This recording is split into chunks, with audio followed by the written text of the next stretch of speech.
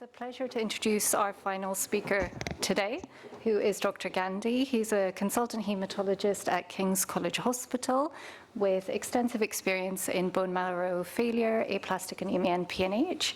And today he'll be presenting on advances in aplastic anemia. So we're delighted to have him here speaking and to share his insights and experience. Thank you.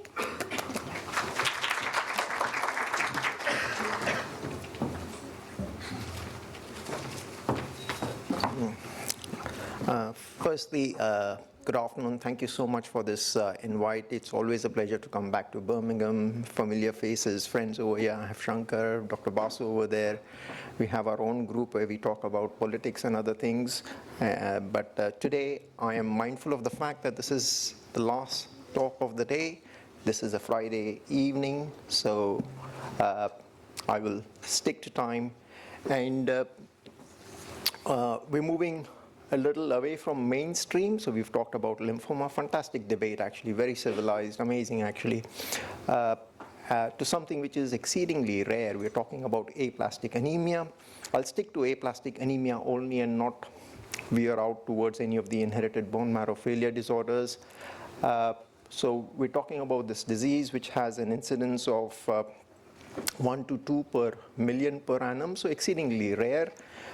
We're beginning to realize that the incidence is perhaps slightly higher, but little about what we've seen over the last few years, and also some of the more important developments, some of which are being driven and happening locally.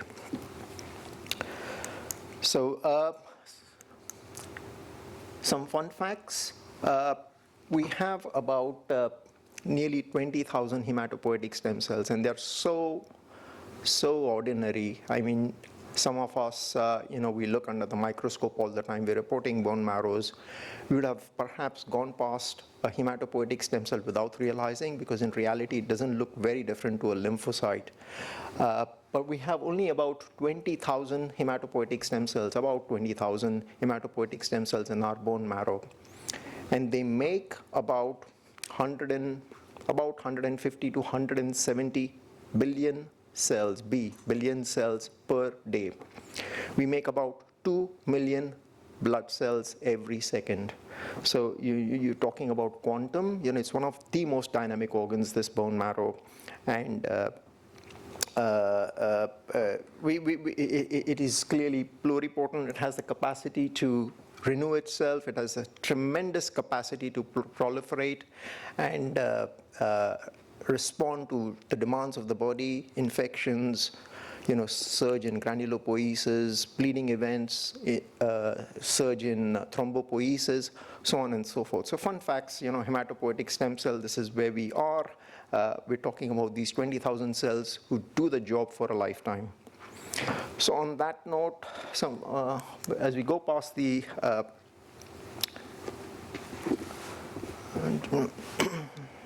is this the pointer? No? Okay. I show this slide everywhere, and what it essentially shows is that we have this whole spectrum of acquired bone marrow failure disorders. If you have dysplasia, it's MDS, which is sitting right in the center. Just slightly above it, you have the whole spectrum of aplasia, which is very severe aplastic anemia, non-severe aplastic anemia. Just overlapping with that is PNH. So the right-hand side of that is the acquired spectrum of bone marrow failure disorders, be it aplasia or dysplasia. On the left-hand side, you have the whole spectrum of disorders that we usually don't encounter, don't see, or we usually end up referring patients. That is Fanconi's anemia, which is DNA repair disorders, dyskeratosis congenita, and the ribosomopathies, of which you have SBDS and Diamond-Blackfan syndrome. I'm not going to talk about any of those rare conditions. The point I'm trying to make over here is the left-hand spectrum are inherited bone marrow failure disorders. The right-hand spectrum of the disorders are the so-called acquired bone marrow failure disorders. They're all genomically unstable, and they have a propensity to progress towards leukemia. The propensity varies from condition to condition, but what's not in doubt is that these are genomically unstable disorders which have a propensity to progress towards AML. Now, what we think is sitting on the left-hand side, the so-called inherited bone marrow failure disorders. Yes, of course, they have a germline mutation in a gene that is responsible for hemopoiesis, which is why you have this inherited bone marrow failure disorder. But they're not just inherited bone marrow failure disorders. We're beginning to realize that they require a second hit. Likewise, conditions which are sitting on the right-hand side, what we call as the acquired bone marrow failure disorder. We are not born with this. We develop aplastic anemia. We develop MDS. They're not as acquired as we think. There is certainly a degree of predisposition towards these conditions as well. We're genomically programmed to have a slightly higher chance of developing aplastic anemia or MDS. So it's kind of a mismatch of things over here. Things are not as black and white as they seem to be. And again, finally, the final concluding bits is that they are all predisposed towards developing AML. They're genomically unstable at the outset. So this is what it looks like. You have normal blood counts. You could still have clonal hematopoiesis. You may have certain genetically defined MDS conditions. You could have inherited bone marrow failure disorders, unexplained anemia or aplastic anemia, but all of that is within the limits of less than 10% dysplasia in your bone marrow. So cytopenias with less than 10% dysplasia, hypocellularity, and low blood counts fall within that whole spectrum of conditions that you see on the left-hand side. As soon as you cross the threshold of 10%, you move over to this side, and you can either have hypoplastic MDS if your bone marrow is empty, or you could have bound or myelodysplastic syndrome. And there are lots of predisposing events as you progress through this whole cycle. Equally, you may not progress. An analogy that I can give, which is fairly close to this, is perhaps MGUS to myeloma. So that is quite similar to this whole story of ICUS, CCUS going into MDS. Not every patient with MGUS is going to progress and develop myeloma. Likewise, a lot of patients with ICUS and CCUS will remain as it is.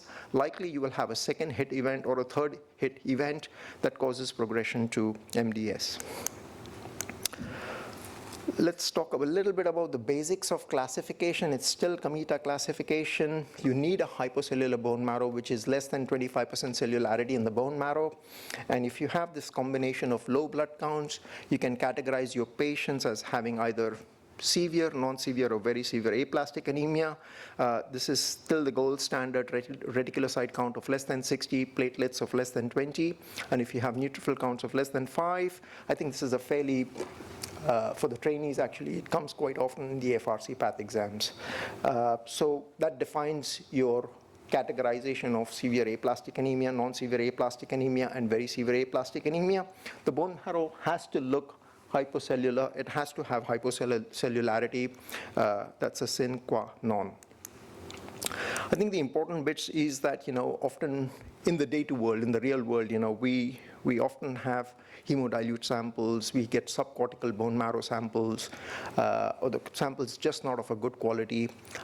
If you look at the histopath guidance, it says that you should have a 2-centimeter core to be able to define, with good accessible marrow spaces. Sometimes we get away with getting 0.5 centimeter or a centimeter of the trophine, which is fine. The histopath people try to help us. It's an invasive procedure, but it's important to have a good quality sample. If you have hemodilute samples, if you have suboptimal cortical bone marrows, and you base your hypocellularity on that, aplastic anemia is a rare diagnosis. You should always think fairly careful about, what diagnosis you make. So not all hypocellular bone marrows with pancytopenia are aplastic anemia.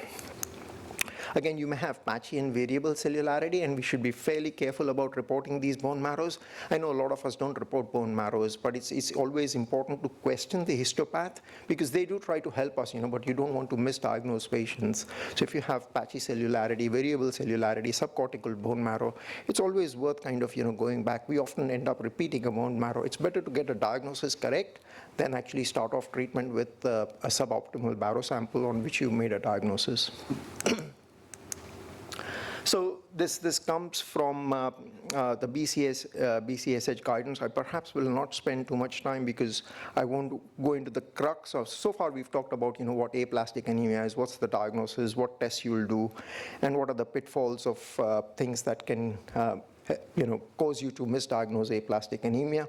I think all of the tests are fairly basic and standard. I think these days NGS is no longer considered esoteric. It's important that we do all of these tests.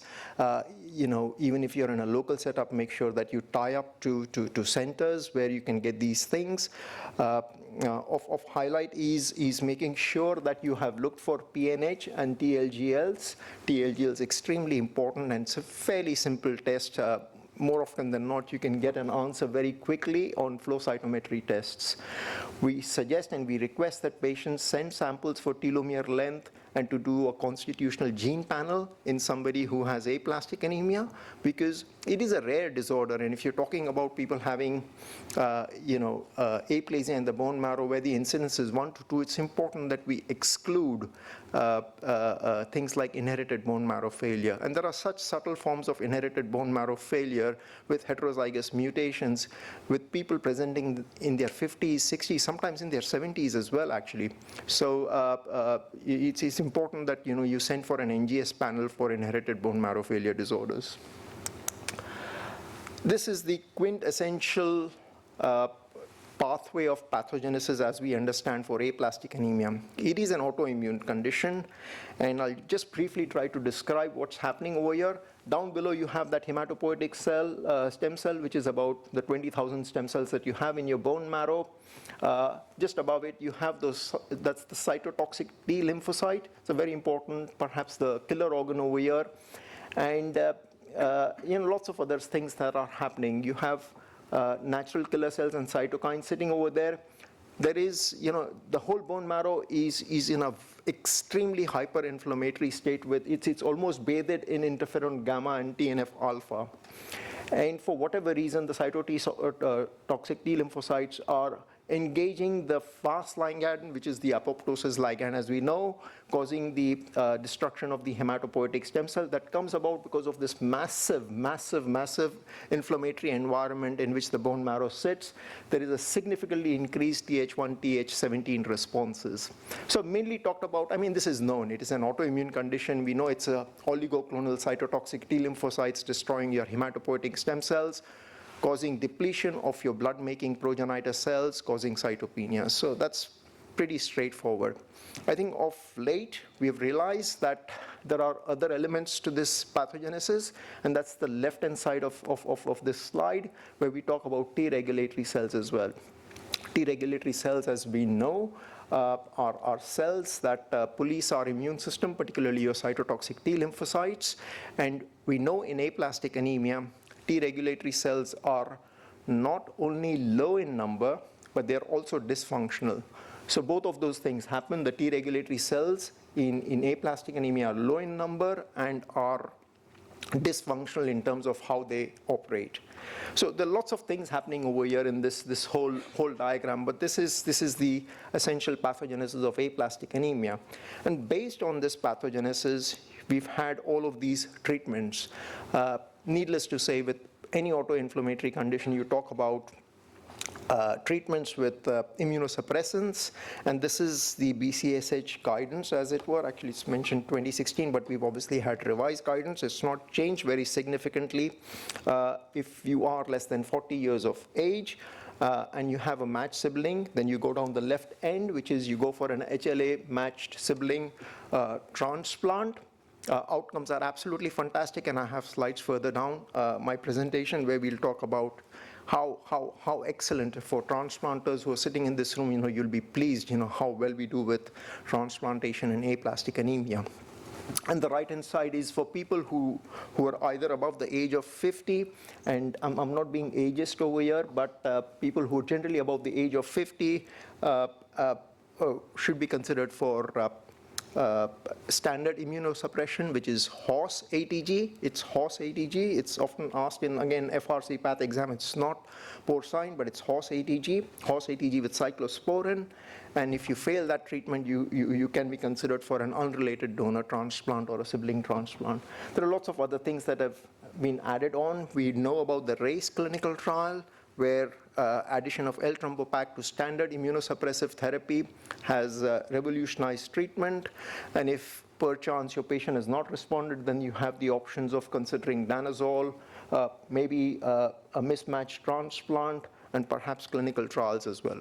Most people, about 60 to 70%, will show response to standard immunosuppressive therapy with horse ATG and cyclosporin, and with the addition of L-trombopag, you can perhaps push that number closer to about 85 to 90%. So it's a disease which will respond very well to standard immunosuppressive therapy, and again, success with transplant is an absolutely fantastic thing. There's hardly any hematological condition where you get such good success and such good numbers, overall survival and event-free survival with allogeneic transplant, as you see in aplastic anemia. So, I mean, of course, we're trying to refine this because we've had such good advance in managing side effects and complications with unrelated transplants. So the thought is, why not consider unrelated donor transplants, stem cell transplants in aplastic anemia if you don't have a matched sibling? And that may well happen. I show this slide because aplastic anemia is an exceedingly rare condition. You're talking about an incidence of 2 per million per annum. Maybe if you're from South Asia or if you're from the Far East, the incidence is perhaps 6 to 8 per million per annum, but nonetheless, it's still an exceedingly rare condition. And some of the pivotal studies that have happened over here, especially through the ages of the European Bone Marrow Transplant Society, the EBMT and the NIH, we've had some fantastic studies that have happened over the last 60 years. So amongst the first transplants that was done by this professor from Seattle was for a patient who had aplastic anemia in the 1950s. So we had the establishment of what is still currently standard treatment. The German trial over there, sitting over there, horse ATG plus cyclosporin was developed well in the 60s. And we saw responses to the tune of nearly 65%, 2/3 of your patients showed response. And since then, we've tried various iterations to this regimen. You've had the addition of GCSF, you've had other immunosuppressive drugs like sirolimus and MMF. We've compared rabbit ATG and even porcine ATG to horse ATG. More recently, we've had L-trombopag. We had the pivotal NIH study, following which we've also had the RACE trial through EBMT. And we've developed other agents right at the right end of the slide over here. So since the 1960s, 70s, right up until 2024, we've had nearly 65 years of excellent clinical trials that have been extremely well designed, that have asked pertinent questions, and we've got clear answers for the better part with a very clear p-value. This works, this does not work. This is much like what we've seen in AML. From the 1960s and 70s, we had the standard DA. For nearly 50, 55, 60 years, we just had standard DA. It's not for lack of trying. Lots and lots of clinical trials were done, some of them from the UK trials portfolio. The MRC15 trial in AML was perhaps one of the most pivotal studies that was ever done. But we still couldn't improve on what was the standard backbone of AML chemotherapy. And yet in the last 10 years, we've now had addition of at least 8 therapies in AML. Similar story over here. It's not for lack of trying. It's not for lack of effort. Excellent studies have been done for a condition that is exceedingly, exceedingly rare. I keep repeating this. It's an exceedingly rare condition. To do a study like this, obviously, you need to collaborate with a lot of centers to get the right numbers. So there's obviously strength in numbers. But these studies have been fairly unequivocal in giving us an answer. And that answer was that, standard immunosuppressive treatment with horse ATG and cyclosporin is the gold standard of treatment. Everything else that we've tried, GCSF, EPO, all sorts of immunosuppressant drugs, have not helped. Now we talk about aplastic anemia being a quintessential autoimmune condition. It is an autoimmune condition. We've seen how the oligoclonal cytotoxic CD8 positive T lymphocytes destroy the hematopoietic stem cell. If that is so, we have far more potent agents at removing these lymphocytes, high-dose cyclophosphamide, Campath, and lots of other agents. It's really strange and bizarre that this very weird combination of horse ATG. And horse ATG is a very crude preparation. You go to the manufacturing site, you realize it's It's not as standardized as you would get, high-dose cyclophosphamide or any of the other immunosuppressant agents. But it's a strange combination of this horse ATG combined with cyclosporin which gives you the best response. None of the other T-depleting strategies work anywhere close to what this horse ATG and cyclosporin is. So it's not just about the strength of immunosuppressant medication that you use. There's clearly something else to it as well.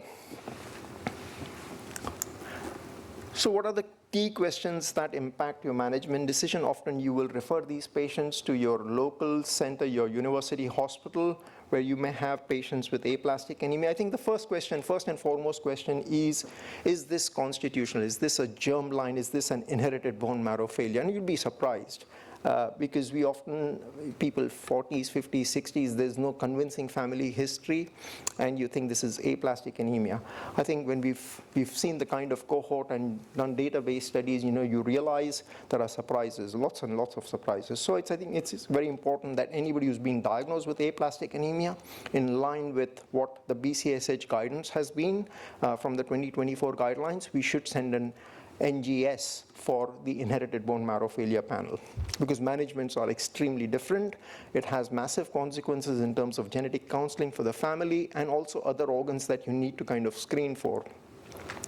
We once had a patient, he was in the army, he was 44 years old. He came to us with aplastic anemia. We gave him standard immunosuppressive treatment. He did not respond. A second-line treatment, this is going back 15 years. We gave him some danazol. He had an excellent response, so much so that he almost became polycythemic. His hemoglobin was running in the 160s, 170s. And then as part of my research, we did his NGS. This was almost 15 years back. And we found a telomere biology disorder gene, a TERT mutation in his, and no surprises over there. He did not respond to immunosuppressive treatment. He had response to danazol. Now, because we found a TERT mutation, obviously we had to screen his family members. So we screened his father as well, who was in his early 70s. And lo and behold, yes, of course, he also carried the TERT mutation. So he also had a telomere biology disorder, extremely mild thrombocytopenia, which was always neglected. More importantly, he had subtle features of idiopathic pulmonary fibrosis. Again, one of the telltale signs of telomere biology disorder. Furthermore, we ended up screening his brother as well, who was 77 years old. And again, the same features. He had features of early development of idiopathic pulmonary fibrosis. So that's the story I tell, because some of these aplastic anemias that we call as aplastic anemias may be constitutional bone marrow failure disorders. It's important that hypocellular MDS is now defined in the WHO book, and the management is not exceedingly different, but it's important that you at least make a note because the responses to standard immunosuppressive therapy are not going to be as it is for aplastic anemia. And what can we do to personalize treatment, with standard is just give horse ATG and cyclosporin to every patient. Are they going to respond? Are they not going to respond? Is there anything else that you can do? So now I will talk about what's new in aplastic anemia. So this was the prelude to where my talk is going to go. At NIH, they have considered JAK-STAT pathway inhibition in aplastic anemia, and this comes about because of what we have now known, ruxolitinib use in steroid refractory graft versus host disease, very potent at suppressing oligoclonal cytotoxic T lymphocytes. We also have data in terms of ruxolitinib and other JAK-STAT pathway inhibitors being used to suppress TLGL clones. And we have a lot of work from mouse models which have shown that JAK-STAT pathway inhibition is quite helpful in patients who also have HLH. So based on this, NIH proposed that perhaps JAK-STAT pathway inhibitors could find use in the treatment of aplastic anemia. I think we've broadly covered This diagram kind of looks into what the effects of JAK-STAT pathway inhibitors are. They're extremely good at preventing lymphocyte proliferation. They prevent T-cell differentiation as well. They suppress the cytokine pathways, and they seem to have a positive effect on hematopoiesis. And they tend to alter innate immunity in a way which is more favorable to hematopoiesis. So based on this, and there's a lot of mouse model work that they've done, this is the kind of mouse model work that they've done. In murine models, what they've shown is that when you've used JAK-STAT pathway in mice where aplastic anemia was induced, there was suppression of the cytotoxic CD8 lymphocytes. The cytokine levels fell down, and there was recovery in blood counts. There was an improvement across all three lineages, the red blood cells, the neutrophils, as well as the platelets. They also found that the colony-forming units significantly increased in number, and this is what the bone marrow looks like, right down below over here. A significantly hypercellular bone marrow once you've treated them with ruxolitinib. Look at the numbers as well. You see improvements across all lineages, white blood counts, neutrophils, as well as platelets. So certainly this was a success, and this was published in Blood in 2022. So at least in mice model, they have shown that JAK-STAT pathway inhibition in mice with aplastic anemia shows improvement across the board. Your bone marrow becomes hypercellular, and you have improvement in all three lineages. Based on which they have designed this clinical trial, ruxolitinib clinical trial in aplastic anemia, and this is, I mean, it just does not restrict itself to patients just with aplastic anemia. It also includes patients with other forms of immune cytopenias and hypoplastic MDS. And the idea is to consider max dosing of ruxolitinib to 20 milligrams twice a day for 3 months and look at responses. If you have a complete response, stop treatment. And if you have a partial response or no response, you could still continue with ruxolitinib. And this is a trial which is still recruiting. I'm privy to some bits of early information, but it's not shared yet, so I will keep my mouth shut on that one. This is what the mouse model has shown. So they tried all sorts of JAK-STAT pathway inhibitors in mouse. And some of them have more potent JAK1 inhibition, JAK2 inhibition, JAK3 inhibition. Some are potent tyrosine kinase inhibitors. Some selectively target just the JAK1 pathway. Some selectively target just the JAK2 pathways.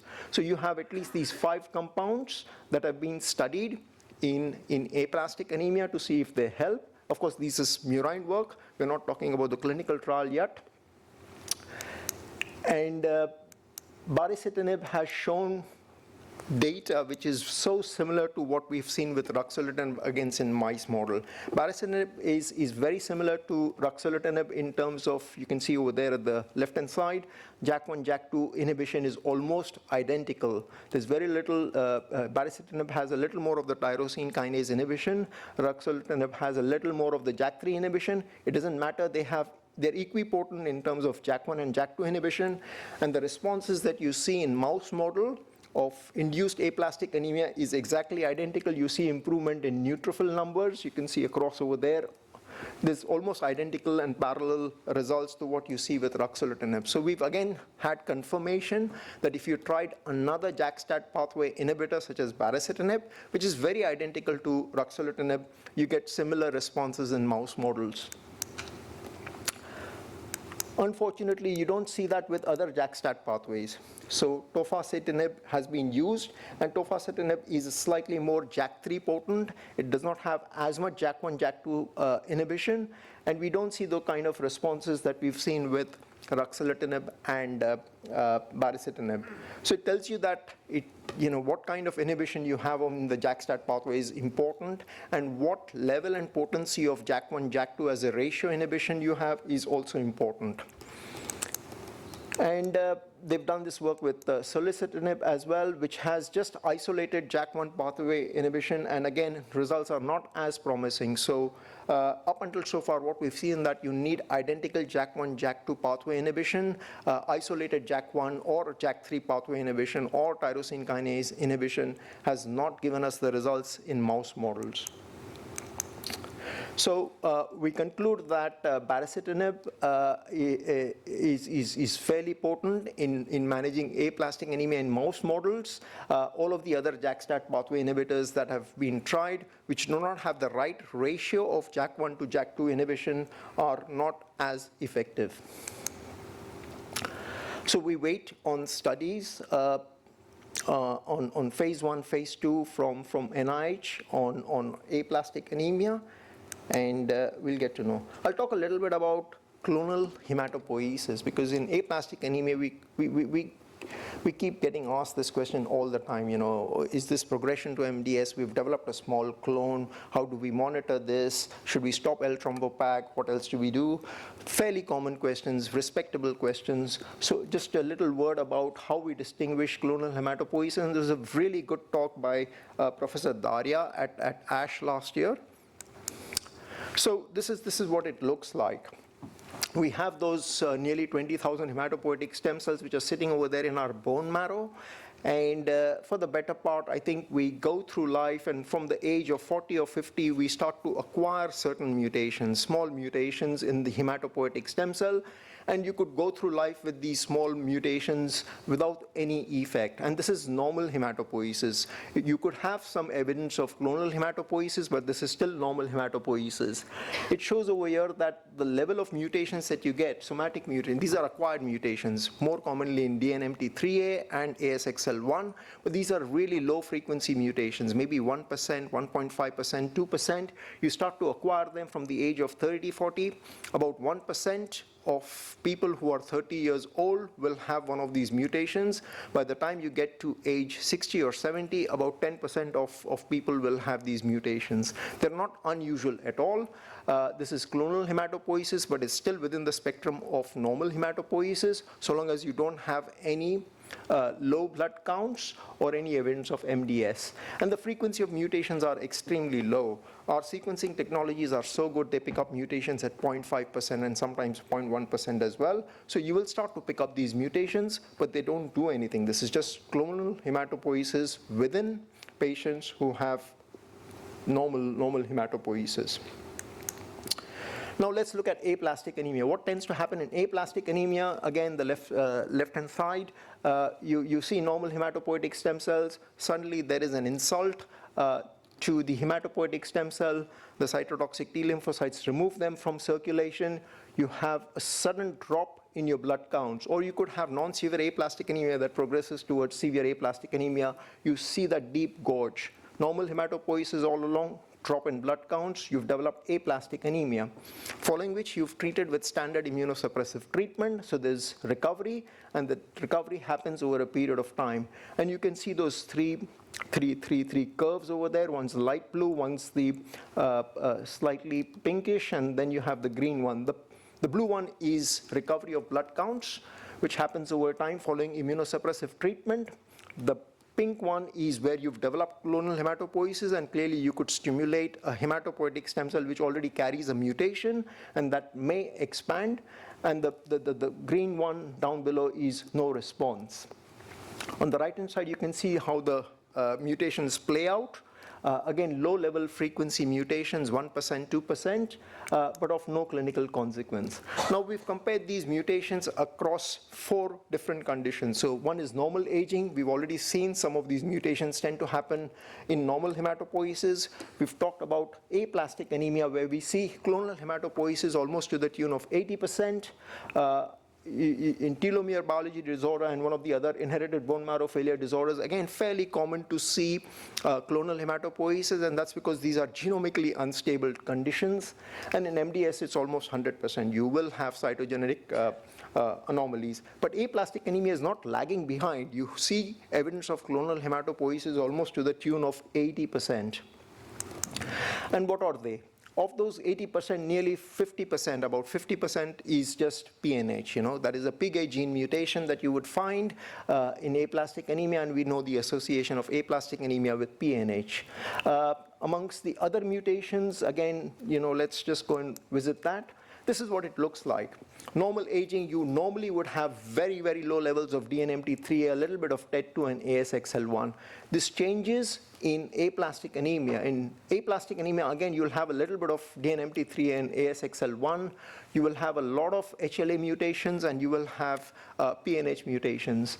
And in PNH, of course, you have the whole spectrum of lysosome mutations, epigenetic mutations, TP53. So this is the spectrum of how you see mutations across the different conditions: normal aging, aplastic anemia, inherited bone marrow failure disorders, and MDS. This is a slide to see how we can differentiate between this, what is CHIP, what is CCUS, and I'll perhaps skip through this. Just coming back to aplastic anemia, we've talked about 80% of patients in aplastic anemia showing some degree of clonal hematopoiesis. Let's remove PNH out of the equation. PNH is an escape mechanism in aplastic anemia. So let's just focus on that gray bar right at the top. What are the kind of mutations that you see? The non-PGA mutations that you see in aplastic anemia are essentially involving the HLA loci. A little bit of BCOR, a little bit of DNMT3A. But that's not very different to what you normally see. BCOR is a slight aberration, HLA is a slight aberration, but the level of mutations that you see are not very different to what you normally see in normal hematopoiesis of aging. How frequently do you see malignant transformation in aplastic anemia? So this is a genomically unstable condition. The hematopoietic stem cell is under extreme proliferative pressure after the insult. It multiplies manyfold. It's likely to acquire mutations. It's likely to cause expansion of a mutation as well. I think there have been lots and lots of studies that have been done both across the EBMT cohort over here as well as in the USA. And I think the median incidence of transformation to MDS or AML is about 10% at 10 to 15 years. And we're not counting PNH over here. We're just talking about malignant transformation to MDS or AML. And we know the HLA alleles that are involved in this. So often we have loss of heterozygosity. Sometimes you have mutations. We also understand that the HLA typing across different ethnicities is slightly different, and some of these are more prone to develop malignant transformation. So the two alleles described over there, 1402 and 0201, are more likely to progress towards MDS and AML, as is seen over there, right over there. So people who have the 0201 associated aplastic anemia are more likely to have a malignant transformation. Okay, so this is homegrown. This is UK stuff. This is a fantastic study we are involved with. This is first in human, first in the world study of a cellular therapy program. We've heard so much about cellular therapies in lymphomas and all sorts of lymphoid disorders. Myeloid disorders have been lagging slightly behind, but we're not that far behind, and cellular therapies have made a mark in conditions such as aplastic anemia. So we have this study, which is a TIARA, phase 1 autologous T regulatory cells in aplastic anemia for patients who have refractory aplastic anemia.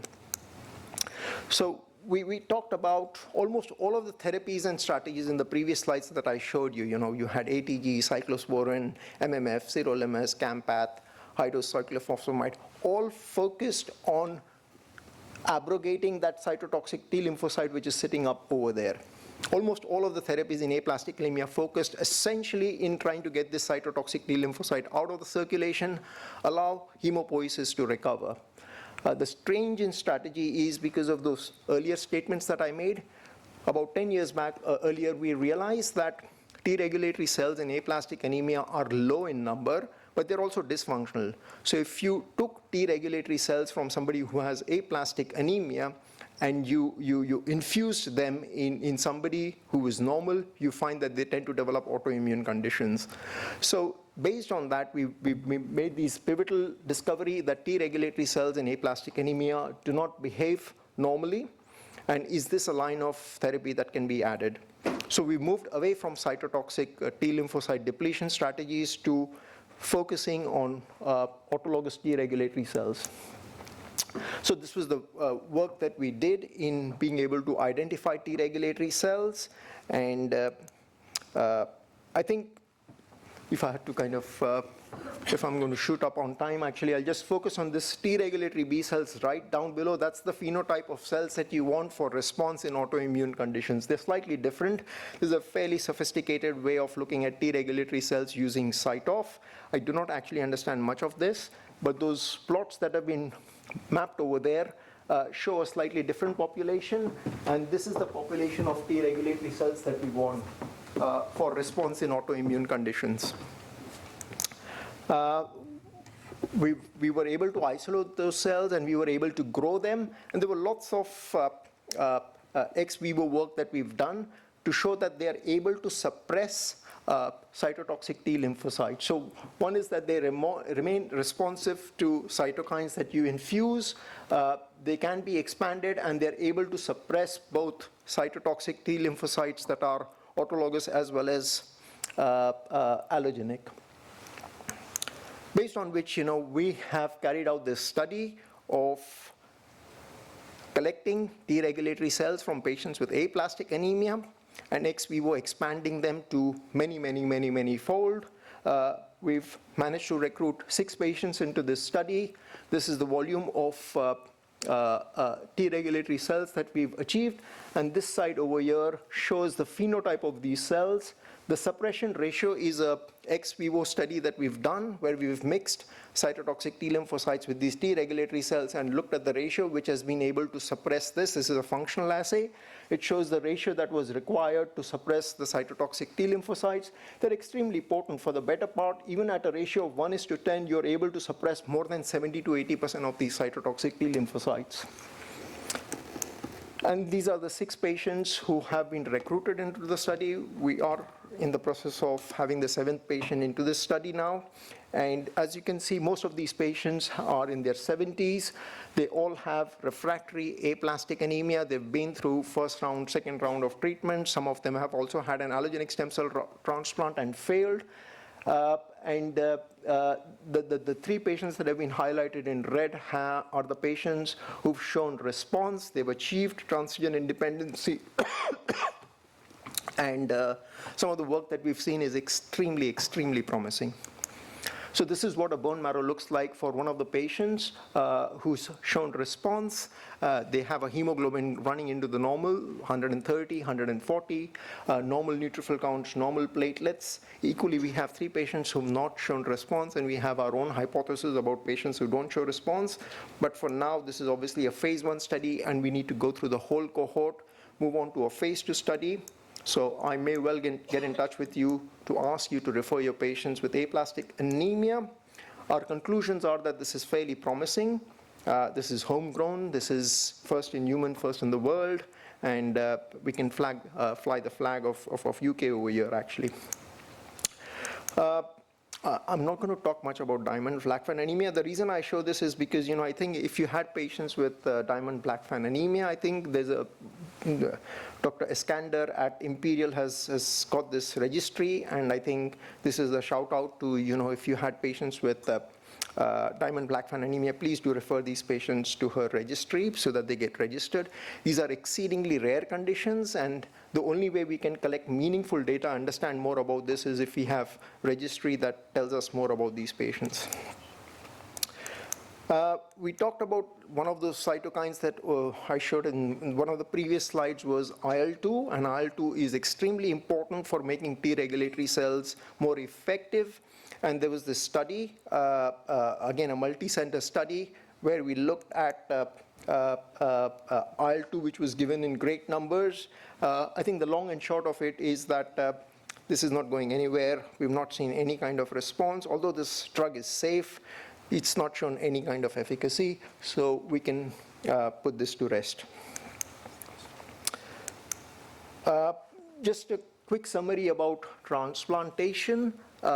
We know that if you're young, you do extremely well, and this is data from almost 15 years back. Our responses and our numbers have improved significantly since then.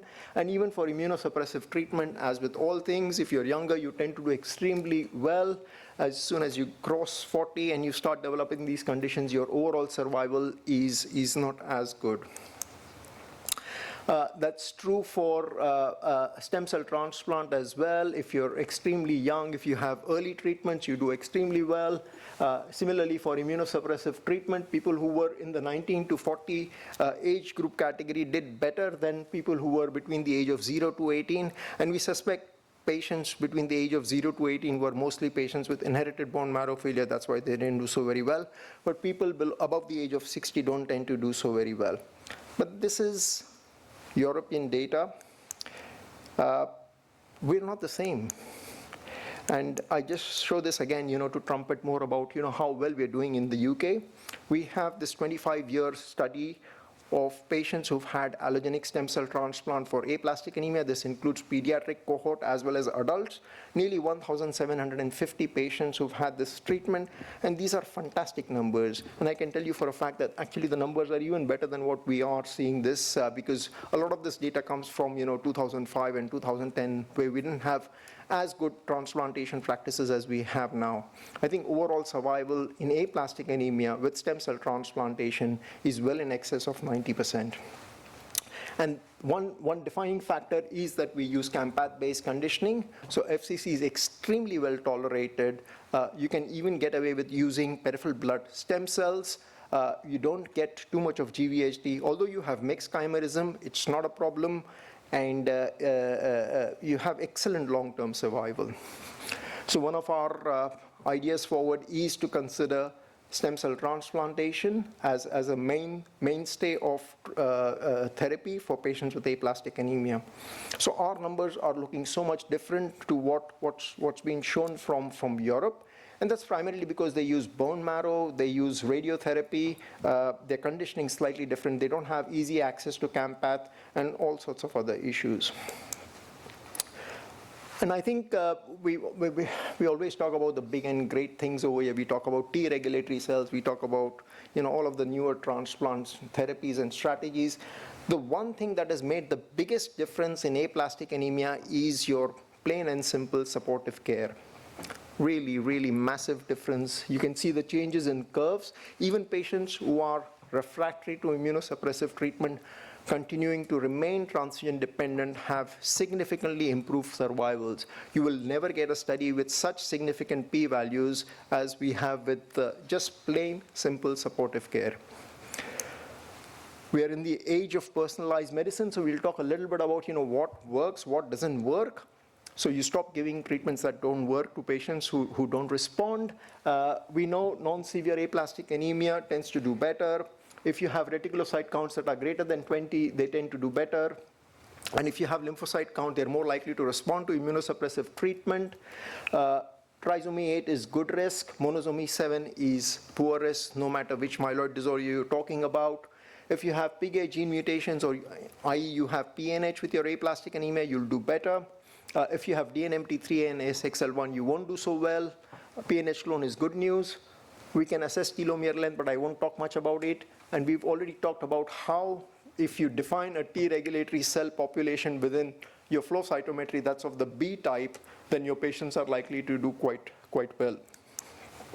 So the current approach is that, of course, diagnose aplastic anemia correctly, exclude hypoplastic MDS, exclude inherited bone marrow failure disorders. There are effective treatments available in the form of stem cell transplantation.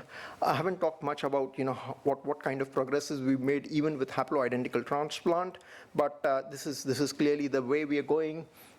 We have immunosuppressive treatments that work as well. You can actually define your patient who's going to respond to immunosuppressive therapy.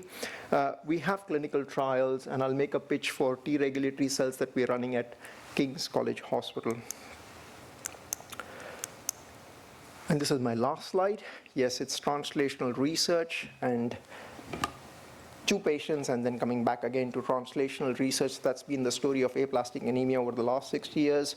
We're extremely, extremely grateful to all of the centers that collaborate with us, patients who participate in clinical trials, and of course all of these funding agencies that support research at King's College Hospital. Okay, thank you. Thank you, Dr. Gandhi. That was a really insightful talk.